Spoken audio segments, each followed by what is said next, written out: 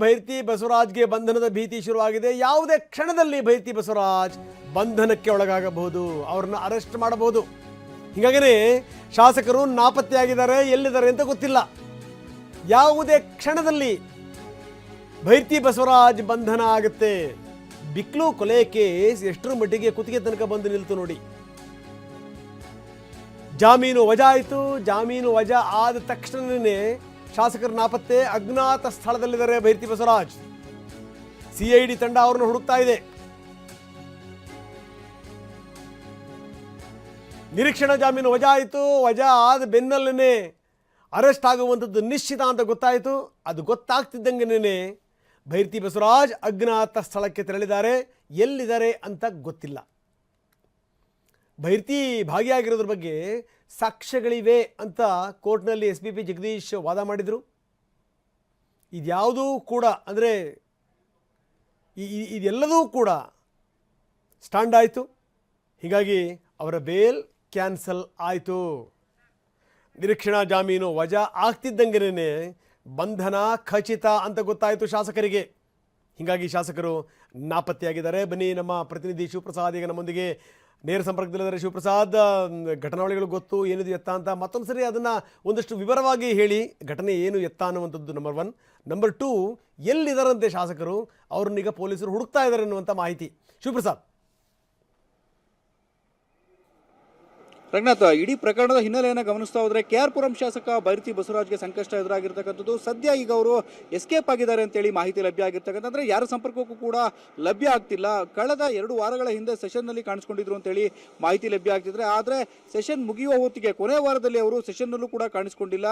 ಇದರ ಬೆನ್ನಲ್ಲೇ ಹೈಕೋರ್ಟ್ನಲ್ಲೂ ಕೂಡ ಅವರ ಒಂದು ಆಂಟಿಸಿಪೇಟರಿ ಬೇಲ್ಗೆ ಏನು ಅಪ್ಲಿಕೇಶನ್ ಅನ್ನು ಹಾಕಿದ್ರು, ಅದು ಕೂಡ ರಿಜೆಕ್ಟ್ ಆಗಿರ್ತಕ್ಕಂಥದ್ದು. ಪ್ರಕರಣಕ್ಕೆ ಸಂಬಂಧಪಟ್ಟಂತೆ ಅವರಿಗೆ ಬಂಧನದಿಂದ ಯಾವುದೇ ರೀತಿಯ ಮುಕ್ತಿಯನ್ನು ಕೊಡೋದಕ್ಕೆ ಸಾಧ್ಯ ಇಲ್ಲ ಅಂತ ಹೇಳಿ, ರಕ್ಷಣೆಯನ್ನು ಕೊಡೋದಕ್ಕೆ ಸಾಧ್ಯ ಇಲ್ಲ ಅಂತ ಹೇಳಿ ಕೋರ್ಟ್ ಹೇಳಿರ್ತಕ್ಕಂಥದ್ದು. ಇದರ ಬೆನ್ನಲ್ಲೇ ಅವರ ಆಂಟಿಸಿಪೇಟರಿ ಬೇಲ್ ಕೂಡ ಕ್ಯಾನ್ಸಲ್ ಆಗಿರ್ತಕ್ಕಂಥ ಹಿನ್ನೆಲೆಯಲ್ಲಿ CID ಪೊಲೀಸರು ಕೂಡ ಈಗಾಗಲೇ ಭೈರತಿ ಬಸವರಾಜ್ ಅವರ ಬಂಧನಕ್ಕೆ ತಲಾಶನ್ನು ಕೂಡ ನಡೆಸಿದ್ದಾರೆ. ಆದರೆ ಇದುವರೆಗೂ ಕೂಡ ಶಾಸಕ ಭೈರತಿ ಬಸವರಾಜ್ ಎಲ್ಲಿದ್ದಾರೆ ಅನ್ನೋದ್ರ ಬಗ್ಗೆ ಯಾರಿಗೂ ಕೂಡ ಮಾಹಿತಿ ಲಭ್ಯವಿಲ್ಲ. ಈ ಪ್ರಕರಣದ ಹಿನ್ನೆಲೆಯನ್ನು ಗಮನಿಸ್ತಾ ಹೋದ್ರೆ, ರೌಡಿ ಶೀಟರ್ ಬಿಕ್ಲು ಶಿವ ಏನಿದೆ, ಈತ ಮೊದಲಿಗೆ ಭೈರತಿ ಬಸವರಾಜ್ ಅವರ ಬಣದಲ್ಲೇ ಗುರುತಿಸಿಕೊಂಡಿರ್ತಾರೆ, ಅವ್ರ ಜೊತೆಗೆ ಇರ್ತಾನೆ. ತದನಂತರದಲ್ಲಿ ಲ್ಯಾಂಡ್ ವಿಚಾರಕ್ಕೆ ಸಂಬಂಧಪಟ್ಟಂತೆ ಇವರಿಬ್ಬರ ಮಧ್ಯೆ ವೈಮನಸ್ಯ ಮೂಡಿರುತ್ತೆ. ಇದೇ ವಿಚಾರವಾಗಿ ಇಬ್ಬರು ಕೂಡ ಪರಸ್ಪರ ಇಬ್ಬರ ನಡುವೆಯೂ ಕೂಡ ಮನಸ್ತಾಪಕ್ಕೆ ಕಾರಣ ಆಗಿರುತ್ತೆ. ಆ ಬಳಿಕ ಬೇರೆಂದು ಬಣದಲ್ಲಿ ಗುರುತಿಸಿಕೊಂಡಿದ್ದಂಥ ಬಿಕ್ಲು ಶಿವನ ಮೇಲೆ ಕೊಲೆಗೆ ಸಂಚನ ರೂಪಿಸಿದ್ದಾರೆ ಎಂಬ ಆರೋಪ ಗಂಭೀರವಾಗಿ ಕೇಳಿ ಬಂದಿರತಕ್ಕಂಥದ್ದು. ಶಾಸಕ ಭೈರತಿ ಬಸವರಾಜ್ ಈ ಪ್ರಕರಣದಲ್ಲಿ A5 ಆರೋಪಿ ಆಗಿರ್ತಕ್ಕಂಥದ್ದು. ಈ ಹಿಂದೆ ಕೂಡ ಒಂದು ಕೇಸ್ ದಾಖಲಾಗಿರುತ್ತೆ ಪುಲಕೇಶಿ ನಗರ ಪೊಲೀಸ್ ಠಾಣೆಯಲ್ಲಿ. ಅದರಲ್ಲೂ ಕೂಡ ನೇರವಾಗಿ ಆರೋಪವನ್ನು ಮಾಡಿ ಖುದ್ದು ಕಮಿಷನರ್ಗೆ ಆತ ದೂರನ್ನು ನೀಡಿರ್ತಾನೆ ಬಿಕ್ಲು ಶಿವ. ಆತನೇ ಬಂದು ಕಮಿಷನರ್ಗೆ ದೂರನ್ನು ನೀಡಿದ್ದು, ತನಗೆ ಜೀವ ಭಯವಿದೆ ಅಂತ ಹೇಳಿದ್ದು ಕೂಡ ಆ ಒಂದು ದೂರಿನಲ್ಲೂ ಕೂಡ ಭೈರತಿ ಬಸವರಾಜ್ ಅವರ ಹೆಸರನ್ನು ಕೂಡ ಉಲ್ಲೇಖ ಮಾಡಿರ್ತಾನೆ. ಆದಾಗ್ಯೂ ಕೂಡ ಪೊಲೀಸರು ಈ ಪ್ರಕರಣವನ್ನ, ಆತ ನೀಡಿದಂತ ದೂರನ್ನ ಗಂಭೀರವಾಗಿ ಪರಿಗಣಿಸುತ್ತಿರಲಿಲ್ಲ. ಇದೇ ಒಂದು ಡ್ರಾಬ್ಯಾಕ್ ನ ಹಿನ್ನೆಲೆಯಲ್ಲಿ ಆತನ ಕೊಲೆಗೆ ಸಂಚನ ರೂಪಿಸಿ ಕೊಲೆಯನ್ನ ಮಾಡಿದ್ದಾರೆ ಅಂತೇಳಿ ಬಿಕ್ಲು ಶಿವನ ಕುಟುಂಬಸ್ಥರು ಆರೋಪವನ್ನು ಮಾಡಿರ್ತಕ್ಕಂಥದ್ದು.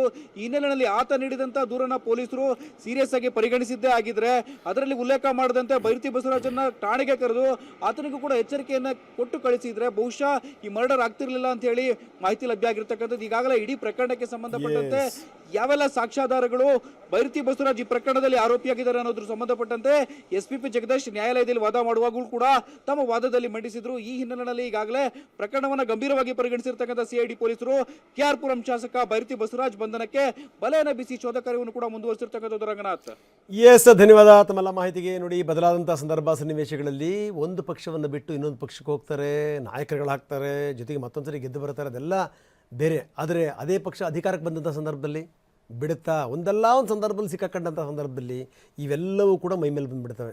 2ನೇ ಶಾಸಕರು ಇವರು ಒಳಗಡೆ ಹೋಗ್ತಾ ಇರುವಂಥದ್ದು, ಅರೆಸ್ಟ್ ಆಗುವಂಥದ್ದು ನಿಶ್ಚಿತ. ಈ ಮುನಿರತ್ನ ಅವರು ಒಳಗಡೆ ಹೋಗಿ ಬಂದರು, ಈಗ ಇವರು ಒಳಗಡೆ ಹೋಗ್ತಾ ಇದ್ದಾರೆ. ಸೊ ಇಂಥ ಸ್ಥಿತಿ ನೋಡೋಣ ಏನಾಗುತ್ತೆ ಅಂತ. ಶಾಸಕರು ಎಲ್ಲಿದ್ದಾರೆ ಅನ್ನುವಂಥದ್ದು ಯಾರಿಗೂ ಕೂಡ ಗೊತ್ತಿಲ್ಲ ಇಲ್ಲಿ ತನಕ.